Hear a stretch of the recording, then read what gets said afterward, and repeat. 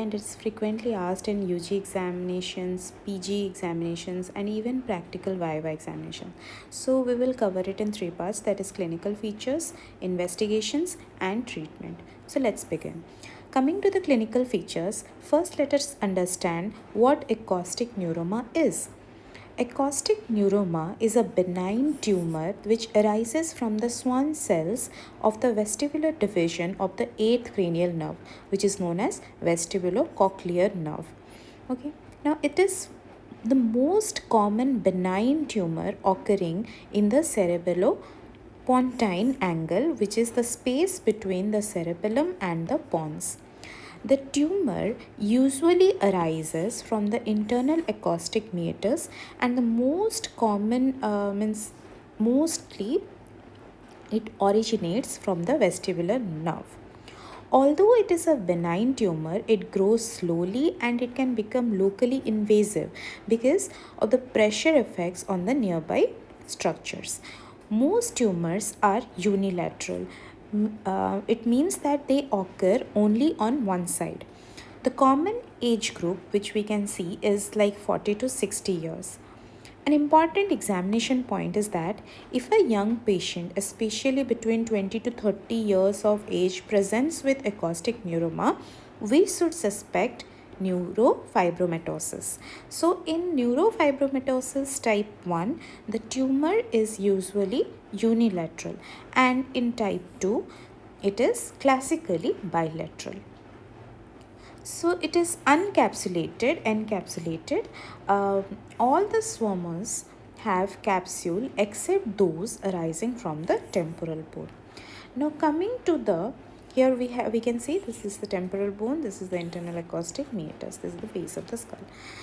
Now coming to the earliest symptoms. The earliest and the most common symptom is slowly progressive unilateral sensory neural hearing loss. This means that the patient gradually develops hearing loss in 1 year over time. Approximately 10% of the cases, the patient may present with a sudden hearing loss. Many patients also complain of tinnitus, which refers to the ringing or the buzzing sound in the ear.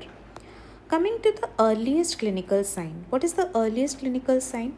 It is the loss of the corneal reflex. Now, why this occurs? This occurs because the trigeminal nerve, which is the fifth cranial nerve, is affected before the facial nerve, which is the seventh cranial nerve. So, the sensory or the afferent component of the corneal reflex is carried by this trigeminal nerve, while the motor or the efferent component is by the facial nerve. So, now let us see the cranial nerve involvement.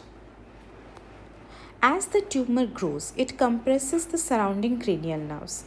Okay, so it is most commonly affected, means the upper pole is affected by cranial nerve 5 and 6, and the lower pole is cranial nerve 7, 8, 9, 10, 11.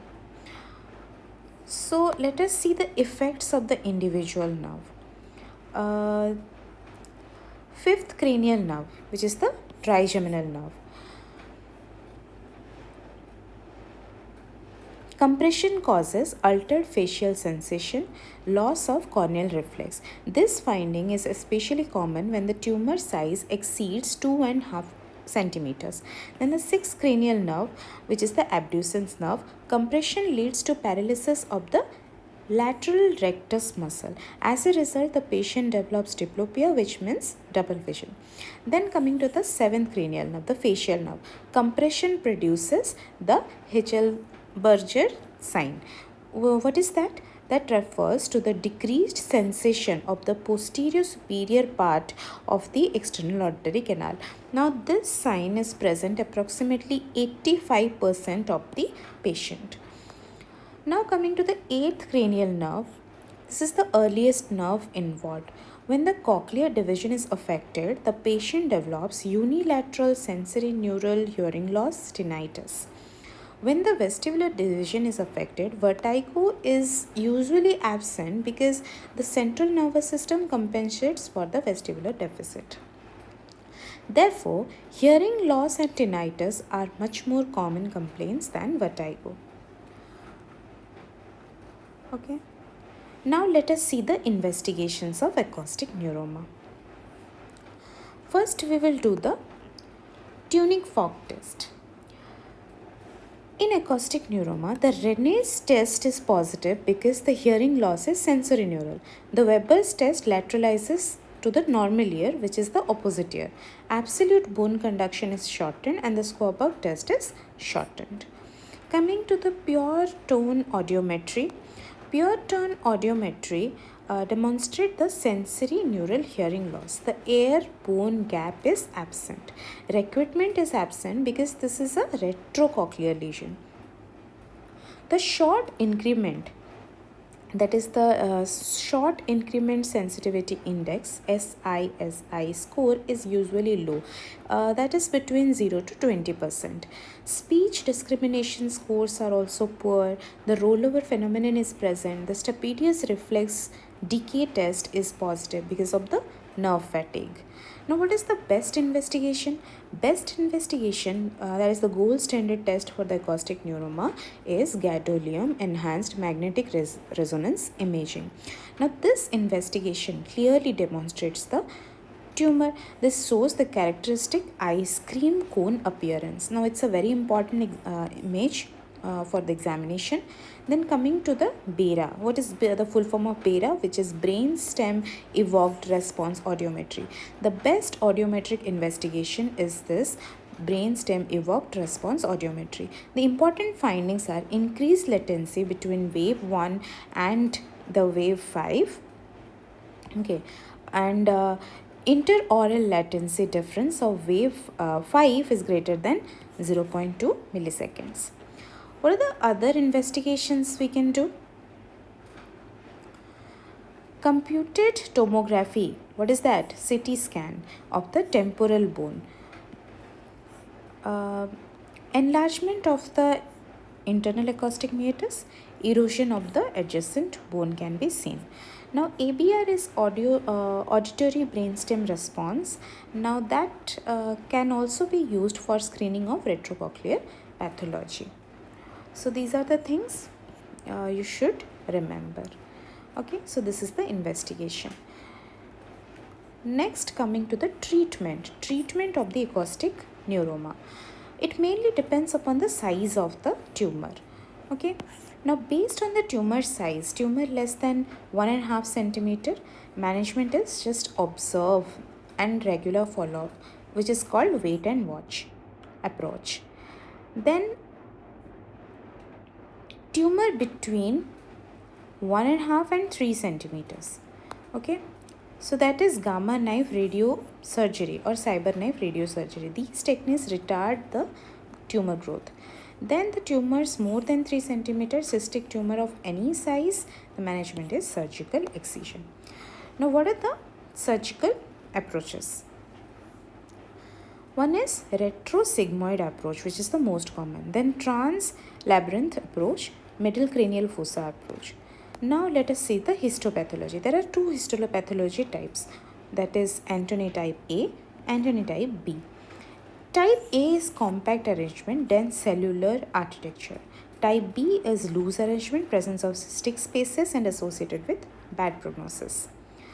Now let us see the auditory brainstem implant, that is ABI. Indication is, it is indicated in patients with neurofibromatosis type 2 who have undergone surgery for bilateral acoustic neuromas. The implant is placed in the lateral recess of the fourth ventricle.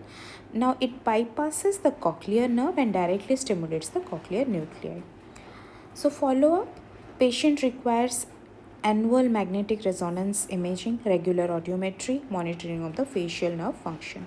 Coming to the complications, they include facial nerve palsy, CSF fluid leak, meningitis, cerebellar hematoma, and hearing loss. So finally, the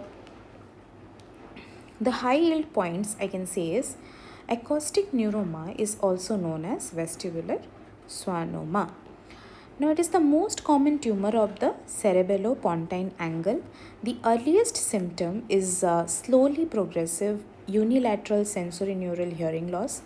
And the earliest sign is loss of the corneal reflex. The earliest nerve involved is the 8th cranial nerve, the vestibulocochlear nerve. Hitchell-Berger sign refers to decreased sensation in the posterior superior external auditory canal. The best investigation is gadolinium enhanced magnetic resonance imaging. The best audiometric test is brainstem evoked response audiometry.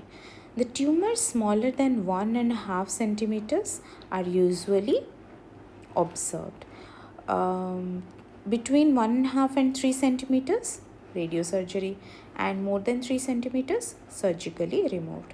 So, the patients with neurofibromatosis type 2 may require an auditory brainstem implant. So, this is all about acoustic neuroma. Thank you for watching. If you found this video helpful, don't forget to like, share, and subscribe. I'll see you in the next video.